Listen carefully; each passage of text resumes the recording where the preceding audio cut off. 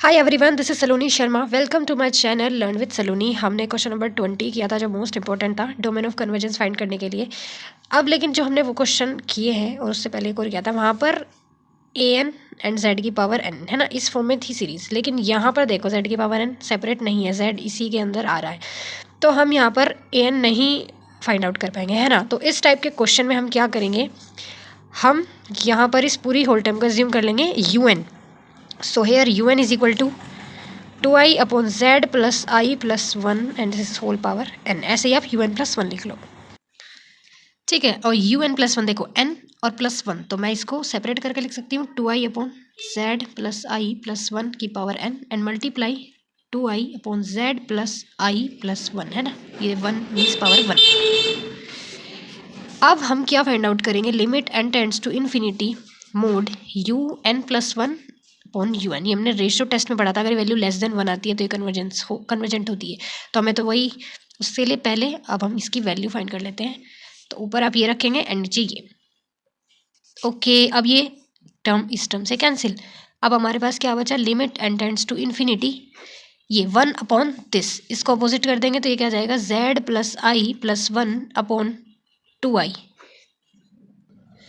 N की मेरे पास यहाँ पर कोई टर्म है ही नहीं, तो लिमिट का तो ओवर। अब मेरे पास बचा z plus i plus one n upon 2i।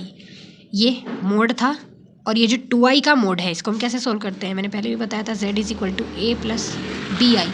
तो मोड कैसे सोल्व होता है, a square plus b square and this is under root. यहाँ पर ओनली बी है, टू, तो ये मेरे पास क्या जाएगा, टू का स्क्वायर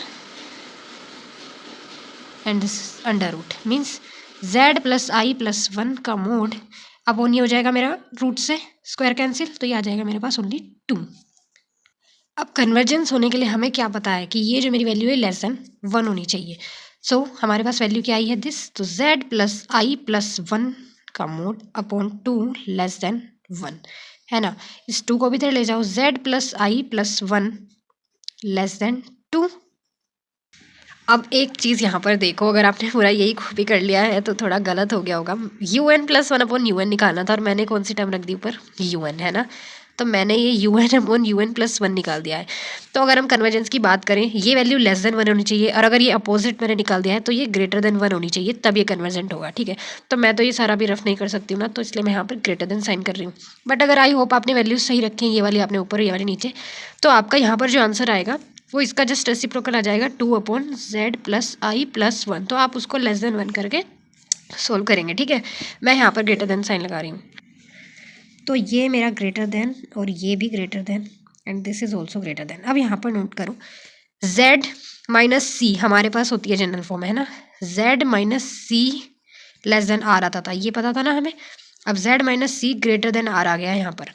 अब z अगर यहाँ पर प्लस सी हो तो मैं उसको कैसे लिखूंगी, means z minus and this is minus, है ना, तभी तो ये माइनस माइनस प्लस आएगा। तो इट मीन्स यहाँ पर सेंटर कितना होगा, माइनस का c एंड z तो ये है ही, और रेड ये हमारा ये, ठीक है।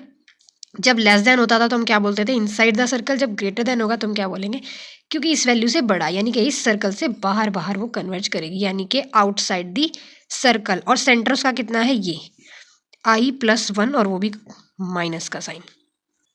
तो हम क्या लिख देंगे, दस the series is convergent for all points of z which lie outside the circle. Outside क्यों, क्योंकि यहाँ पर ग्रेटर देन साइन है, विद सेंटर दिस माइनस के i plus one and radius 2, ठीक है।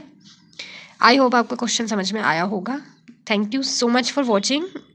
Like, comment and share it with your friends अगर आपको मेरी वीडियोस हेल्पफुल लग रही हैं, and for more videos channel को सब्सक्राइब कर लें। बाय बाय, मिलते हैं नेक्स्ट वीडियो में।